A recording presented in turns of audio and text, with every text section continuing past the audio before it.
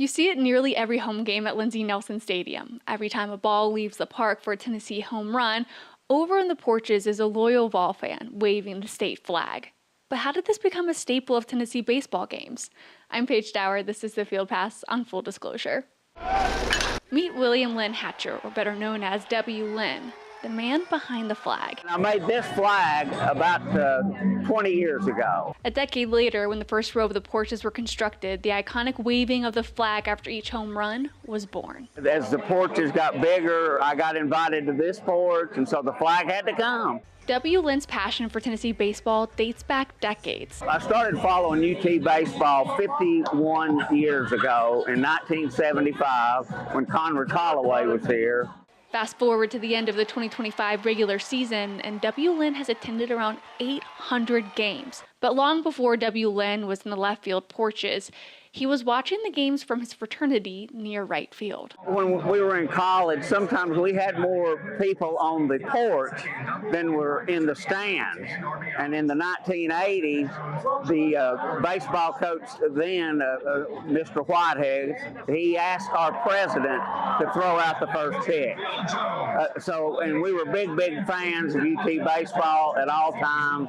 That fandom took new form when they decided to construct their own makeshift porches. In the 90s, I helped create a stadium porch where we could all sit in a tiered fashion and watch the game. Now, the flag we see about 320 feet away from home plate isn't the same flag from the 50s or even the 80s. And I had one earlier that was on a piece of metal conduit pipe, but when we beat Alabama in 1982, I let somebody carry it and they lost it.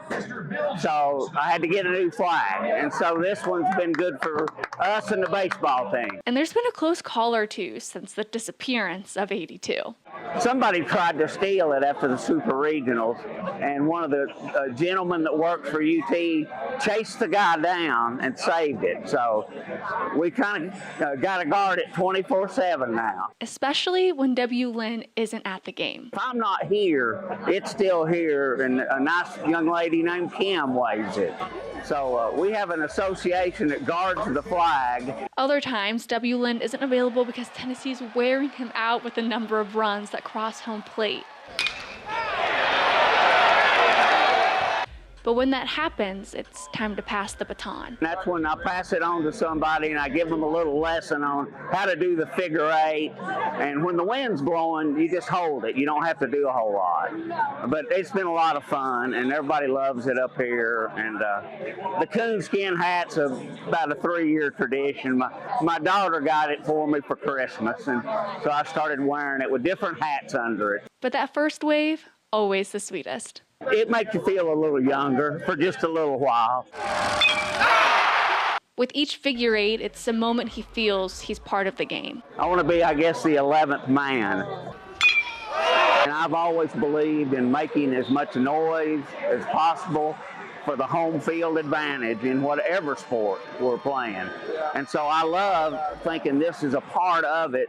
And the players have actually said when they're rounding the base on second, they'll look up here and see if the flag's here. From 1975 to 2025, seeing the growth of the sport, the fan base, and the stadium, well, that's been his favorite part. I've always said this should be a big deal on every weekend especially.